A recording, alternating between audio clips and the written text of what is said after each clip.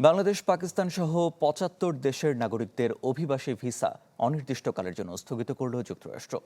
২১ জানুয়ারি থেকে সিদ্ধান্ত কার্যকর হবে। মার্কিন পররাষ্ট্র দপ্তরের বরাত দিয়ে বিভিন্ন গণমাধ্যম জানায়, অভিবাসীরা অগ্রহণযোগ্য সুবিধা নেয়ার কারণেই যুক্তরাষ্ট্রের এমন পদক্ষেপ। হিরন আরও মিনারেল ওয়াটার মাত্র ৫০ পয়সায় প্রতি লিটার। মার্কিন ভিসা নীতিতে পরিবর্তন, যার ধাক্কা লেগেছে বাংলাদেশ সহ বিশ্বের ৭৫ দেশে। এসব দেশের নাগরিকদের জন্য অভিবাসী ভিসা কার্যক্রম অনির্দিষ্টকালের জন্য বন্ধ করেছে মার্কিন প্রশাসন। স্থগিতাদেশের তালিকায় বাংলাদেশের পাশাপাশি রয়েছে Pakistan, Russia, Somalia, Afghanistan, Brazil, Iraq, Iran, মিশর, নাইজেরিয়া ও থাইল্যান্ডের মতো দেশ। মার্কিন স্টেট ডিপার্টমেন্টের বরাত দিয়ে ফক্স নিউজ জানায়, আগামী ২১ জানুয়ারি থেকে কার্যকর হবে এই আদেশ, যা পুনরায় মূল্যায়ন না হওয়া পর্যন্ত চলবে অনির্দিষ্টকাল।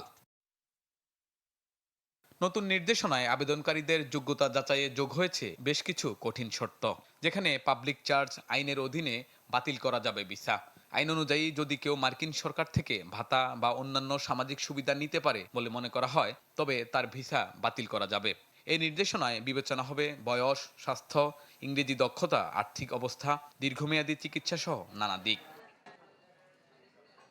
মূলত যুক্তরাষ্ট্রের অভ্যন্তরীণ নিরাপত্তা নিশ্চিত এবং জনকল্যাণমূলক খাতে অর্থের অপব্যবহার রুখতেই এই পদক্ষেপ বলছে ট্রাম্প প্রশাসন। যুক্তরাষ্ট্রের ভিসা যাচাই প্রক্রিয়া বরাবরই কঠোর। এর আগেও ট্রাম্প প্রশাসন সেখানে আরও কড়া নিয়ম আরোপ করেছিল। গেল বছর আবেদনকারীদের কারো যুক্তরাষ্ট্র বিরোধী মনোভাব রয়েছে কিনা তা শনাক্তে সামাজিক যোগাযোগ মাধ্যমও খতিয়ে দেখার নির্দেশ দেয়া হয়। শাহনেওয়াজ বাবলু, চ্যানেল 24।